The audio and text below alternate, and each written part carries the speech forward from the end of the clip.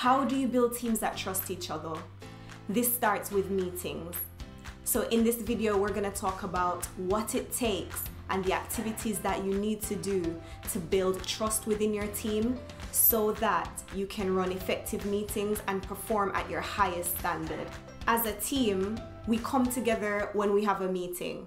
So the meeting is really the bedrock of building these relationships and co-creating these relationships together. Yet, when it comes to running meetings, we are not effective in how we do them. The meetings aren't structured well, and the relationship between people during meetings, it's always a source of tension. It's natural. It's natural for things not to be an easy ride because there are people involved. However, there are ways for us to streamline the process and for us to really squeeze every bit of trust we can out of a scenario to build a high-performing team. So how do we do this? It starts with the agenda. The agenda tells people what to expect. And when people can prepare because they know what's coming, then they're able to lower their guard and they're able to accept information and interact better with each other. Give people time to prepare by sending an agenda out in advance.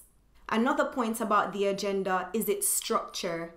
If you have a set structure for the agenda, then people know what to expect in terms of the standard items that appear on the agenda. For instance, at the end of every meeting, you may have a space for people to share their ideas, or at the beginning, you may have a time where people start explaining and sharing what they did over the weekend or the night before or something cool that happened to them individually or together as a team.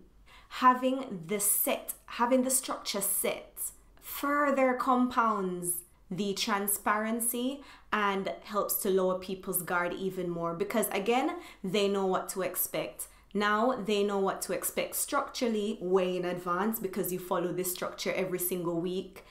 And they know what to expect in terms of content a few days before the meeting because you as the meeting leader have shared this with the team. Another thing you can do for your team if you are leading meetings is for you as the leader to take the hit first when something goes wrong. We've all been there where something has not gone to plan, the boss puts a meeting in the diary for the whole team to come together, and you are anticipating warfare. You're anticipating attack, blame, an uncomfortable scenario. You're even thinking, are some people gonna skip this meeting? You're expecting people who have a fiery temper to go off on one. It can be total chaos. And the build up to that is far worse than the meeting itself most of the time. So as a leader, it is really your opportunity here to take the bull by the horns and to admit fault first when you're in that scenario. Let's say you send out an agenda and you are addressing a performance issue with a project or a service that we had just launched. You are the team or the department leader and your superior has told you that this is not acceptable. Your team, it's filtered through the grapevine and your team know that something is wrong here, and now this is the official meeting where you're addressing this with them. Start off by taking the blunt of that blame and start the meeting with addressing that key point first. If everybody knows that this is the top priority right now for us as a team and you have 3-4 things on the agenda before it, it makes you look weak as the leader. It makes it look like you're deflecting and you do not want to address this point. So get to the point straight away and deal with it so that you can lower everyone's guard and get onto other topics afterwards. But first you need to take the blame for that. And I'm not saying that if it's somebody else's fault on the team that you say, oh no, I'm sorry, but it's not your fault, it's totally me. No, we don't want you to do that. But what you need to do is to accept responsibility as the department leader for what's gone wrong here. Make this a collective understanding of the issue and say that you are spearheading the conversation with your superiors to communicate what has gone wrong here, and we together as a team are going to make sure that this doesn't happen again. You might want to say, oh, and by the way, address the person whose area this sits within. We'll have a discussion later on to, you know, dig deeper into this and to work out a way around it. That way, you are protecting your team, showing them that we're all in this together. You as the leader are taking control of this situation, leading from the front and taking the fire from the superiors, but also protecting your team against this, whilst also nurturing them and ensuring that the problem can be rectified from within without shaming anyone and passing the buck. So the point of that is, take the lead and take the hit for your team. On another point, where there is a problem that stems from a particular person and they have wronged the group, and the group feels the negative impact of this wrongdoing, then it is your responsibility as the leader to, again, this is an uncomfortable situation, and uncomfortable situations must always be addressed first when it comes to setting meeting agendas. You send out an agenda quickly. You do not wait a week, 2 weeks when a problem arises. You set out an agenda quickly, bring the team together, confront the issue head on. And this might be after speaking to the person who has done the wrongdoing and coaching them, hearing their point of view and understanding why they did what they did, and for you to then coach them and, you know, explain why their behavior was wrong and that they will need to apologize to the group. And then pull that meeting together, take the leadership as the leader of your department, the leader of your team, and say, something has gone wrong here, and I acknowledge that this needed to be addressed with a matter of urgency. Now, we're not perfect, but when it comes to things like this, we need to be transparent, we need to be respectful and upfront, and therefore, this person has something to say. And then invite them to say their piece and make sure that they apologize. Once they apologize, then you can get on with the other points on the agenda. This ensures that your team builds trust.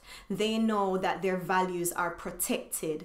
You are the protector. As the leader of the team, you are the protector of the team's values and of their purpose. When those values are broken, when behavior that is not admitted occurs, it is up to you to address that. And you need to do it quickly through a meeting.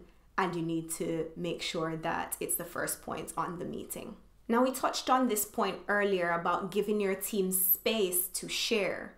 It's important that your agenda structure allows for this space, and not space for 1 or 2 people to share.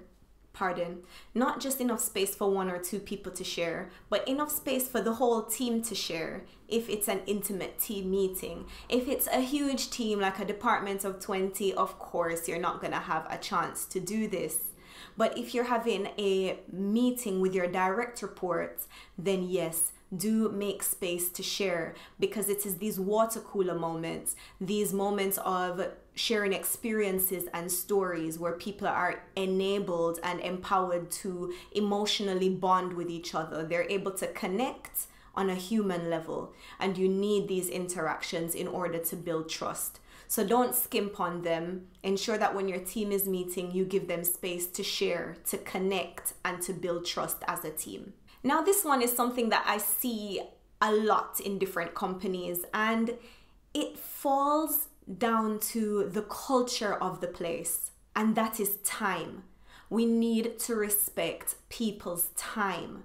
You can't put a meeting in for half an hour and then the meeting is running to 45 minutes and then to an hour. Religiously. That is a disrespect of people's time. It makes people have to become deceptive and tactical when they're arranging their diaries. Let me put this fake meeting at the end of this one, or let me skip this meeting altogether because I know that it's going to be useless and it's going to run over. People don't trust that kind of behavior when you start to disrespect the value of their time.